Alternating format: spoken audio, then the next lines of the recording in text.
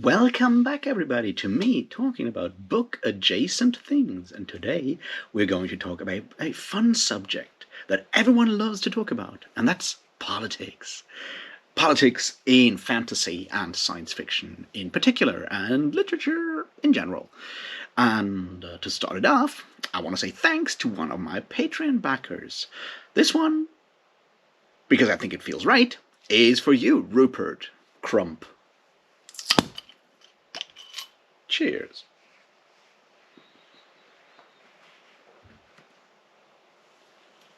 If you want to have a personal cheers, why not join the Patreon? There's other things there as well, like, I might knit you a hat or a scarf or something else you want to have knit. Or I'll send you a CD or two or three.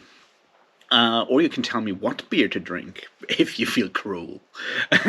Anyway, no obligations, but I would very much appreciate it. Anyway, let's get started with the topic. So a while ago, like last week, or maybe the week before, I'm not good with time, the Critical Dragon, AP Canavan, made a video on do we want politics in fiction or not, and so forth. And it's a great video, and I'll link it down below.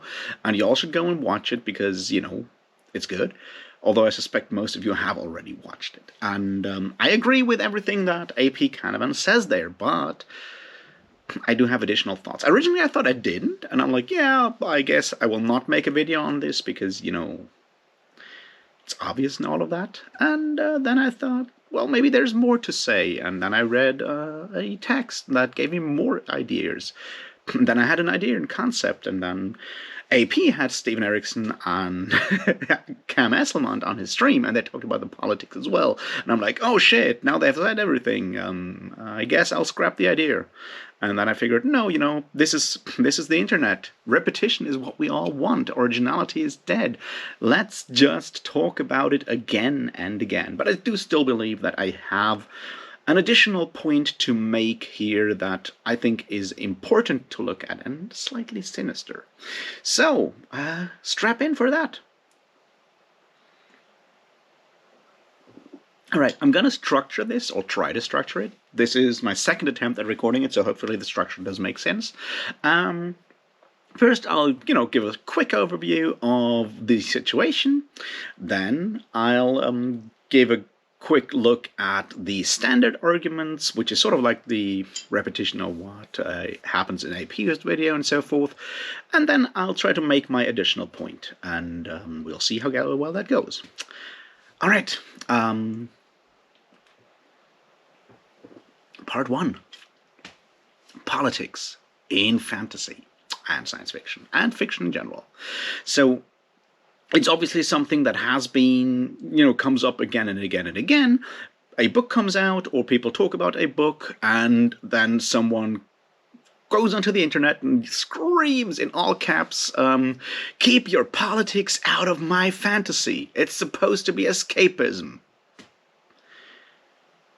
And then, it goes into like damning the woke mob and all kinds of other crap. And we're not going to go too deeply into that. We just have to look at the fact that, yes, people are upset about what they call politics in their favorite genre, that is fantasy or science fiction. Although I think it's more prevalent in fantasy because it's harder to deny political ideas in science fiction.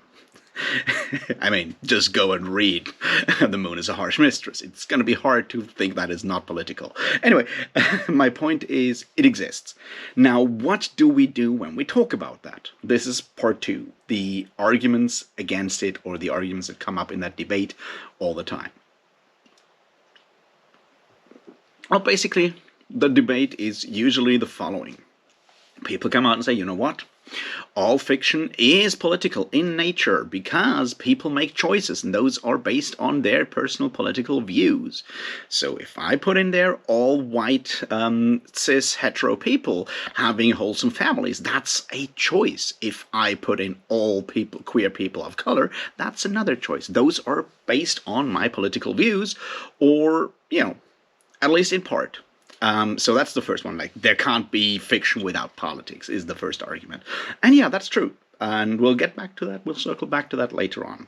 That's part 1. the next point in that usual debate is, yeah, people only disagree with political views in their books when they don't match their own political standpoints. And yeah, that's another doozy. We all know that, right? It's like we recognize political views in texts when they don't match our own, because then they kind of stick out like a sore thumb.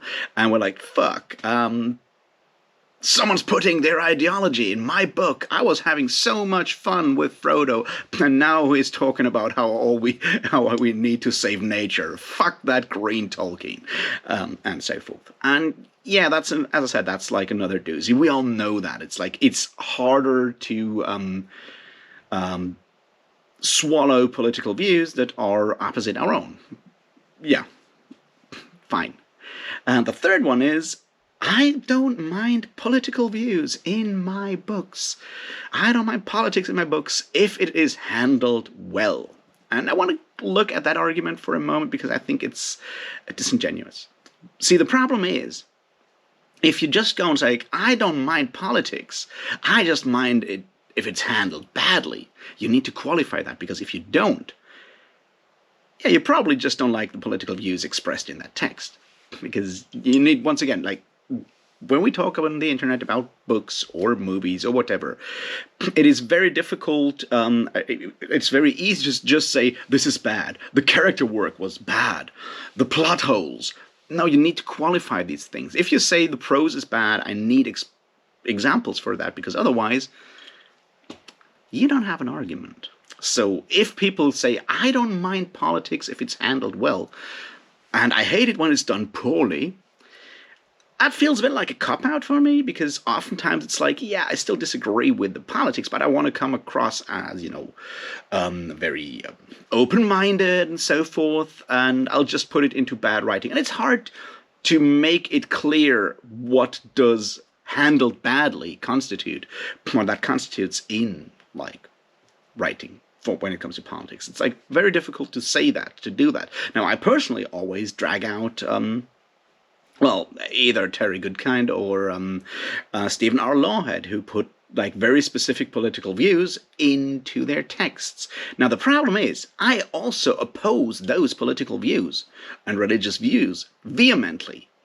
Now I would say that Stephen R. Lawhead handles his Christian allegory really poorly, because, the prose is very, I don't know. It all feels too convenient. There's no real conflict. Everyone gets lucky as soon as they submit to the one God and so forth. And I think that's a bit too beating me over the head with it. And yeah, but is this me just disagreeing with Christian missionaries, or is this actually bad writing? I don't know.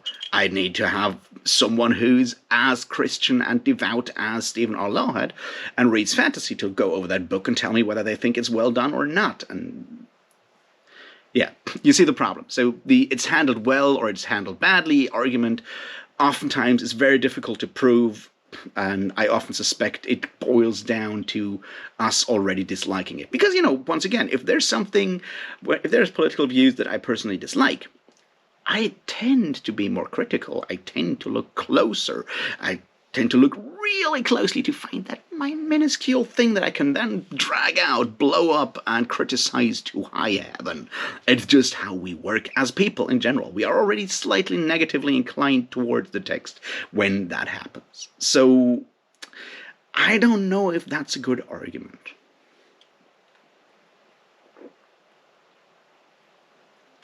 All right. So that's the ground that has already been covered in AP's video, in the conversation with Stephen Erickson and Cam Esselmond, in the comments under AP's video. All of that. Fantastic. Go read it again. It's good. Now let's look at the thing that I feel is important. And that is the difference between politics and political view. See, politics is just a cultural technique. It's how we as human beings negotiate how to survive on this planet without all, dwelling alone in the forests.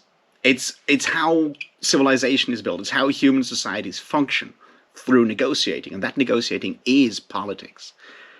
Political views are our personal ideas of how we should actually survive as humans in this society.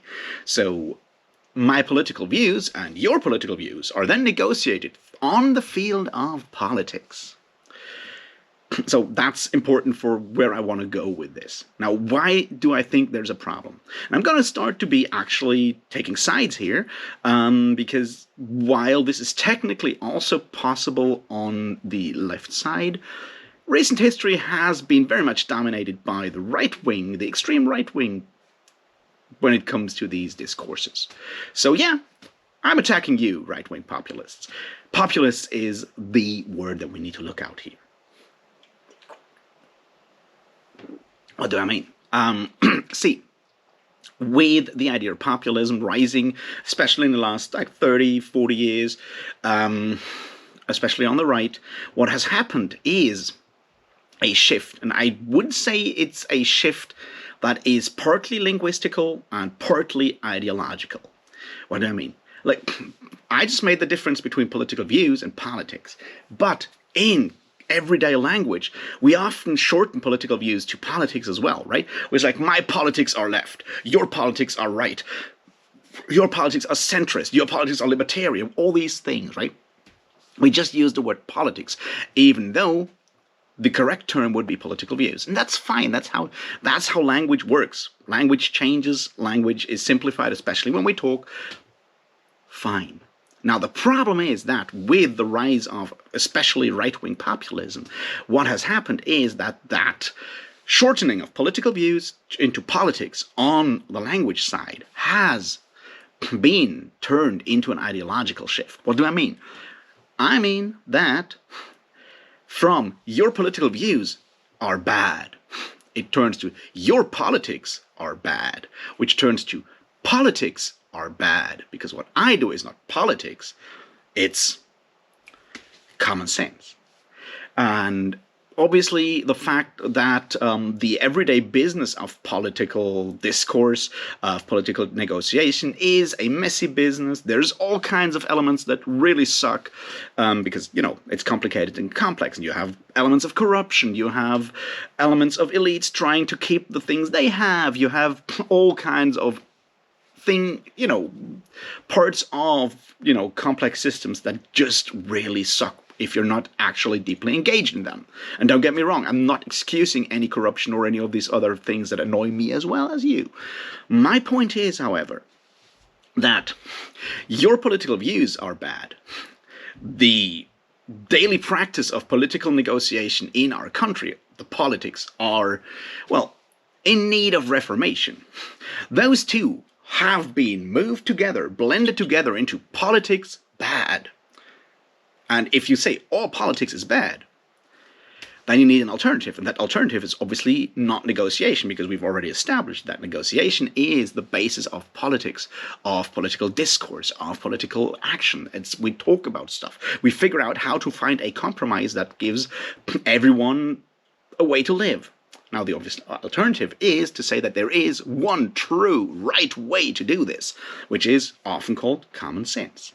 And then you don't need to negotiate. Everyone just has to see common sense.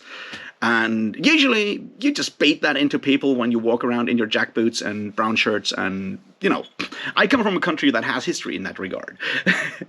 But that's sort of a problem that has happened in overall discourse. And now we're going to bring that all back to fantasy.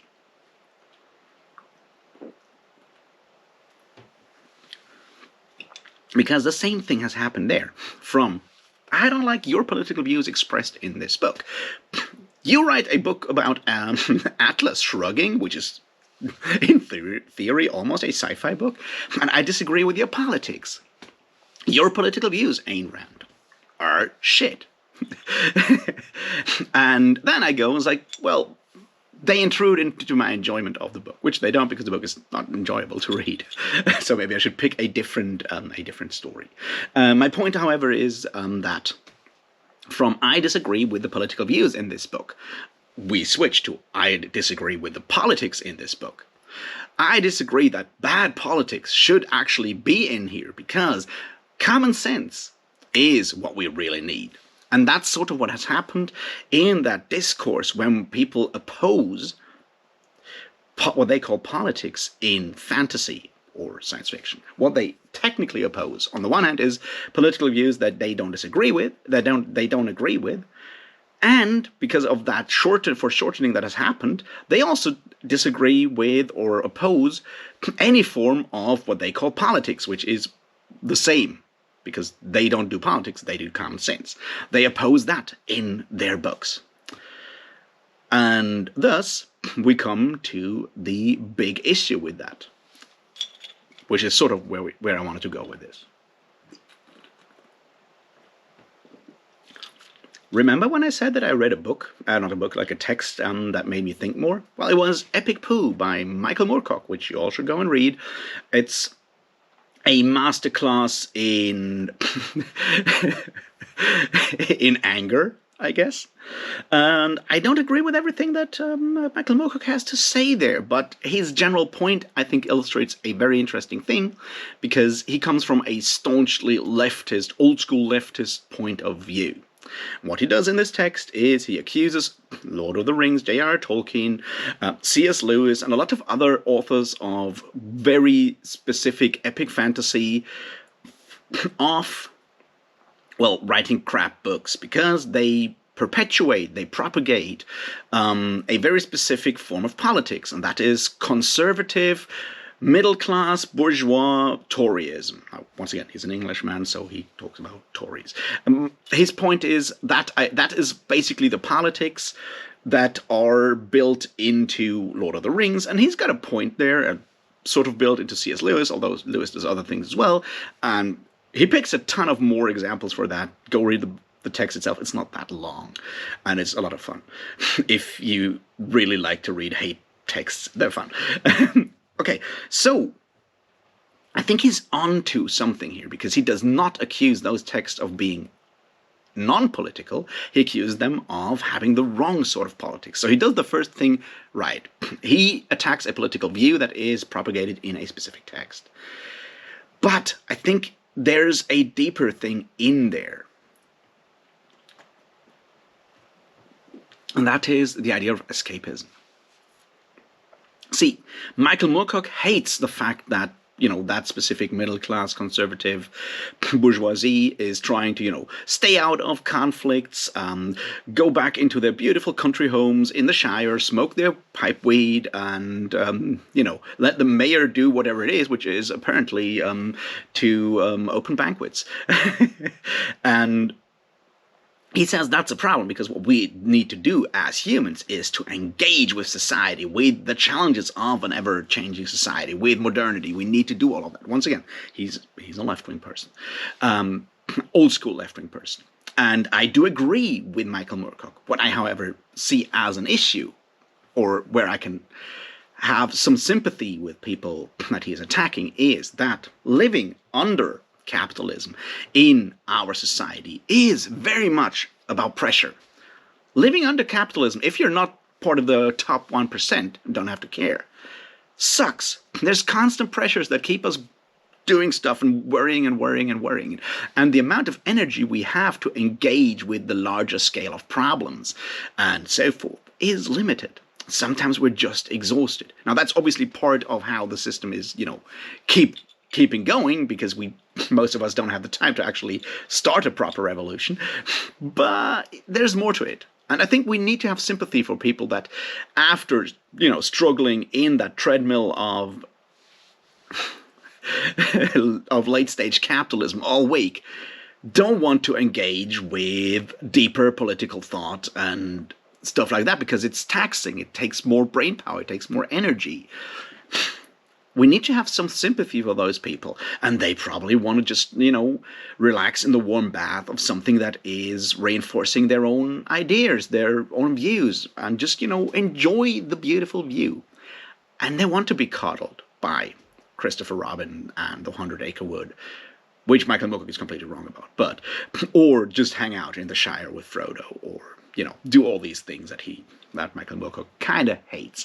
And there's an issue there that I think is important to keep in mind, and that is,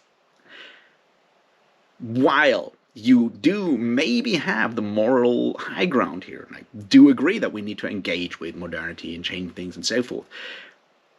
Give people some time to rest sometimes, maybe, because all you do with that attack is basically build up the fantasy that fantasy is only for escapism, for us to go away from the problems of the real world and, recharge our batteries and go back into the game. And I think it's difficult to actually solve the problem at the end of the day. I personally do mostly mostly prefer what I call angry fantasy. But even I go back and, reread books that I enjoy just for, gathering new energy. And with a full-on attack in that regard, we are kind of maybe making it harder to actually get political views into books, or get political views in books accepted.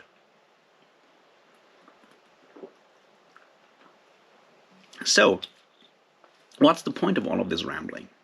Well, on the one hand, I wanted to point out that shift of meaning, where political views that we disagree turn into in the method of politics that you disagree, and thus allowing a totalitarian, mostly right-wing populist view to be the status quo and fight back against something that is at its heart just about negotiating different worldviews, and how that is then dragged into the debate about fantasy books, where it does not belong, because as we have already established, fantasy literature is, just like every form of art, inherently political all the time. And it's fine to read authors that you agree with. Go ahead, why not?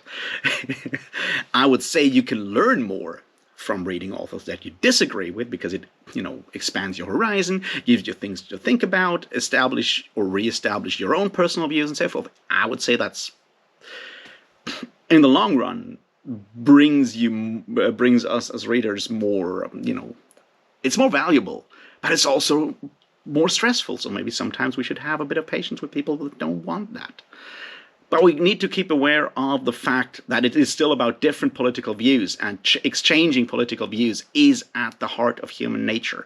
It's what makes us human. It's one of the things that makes us human.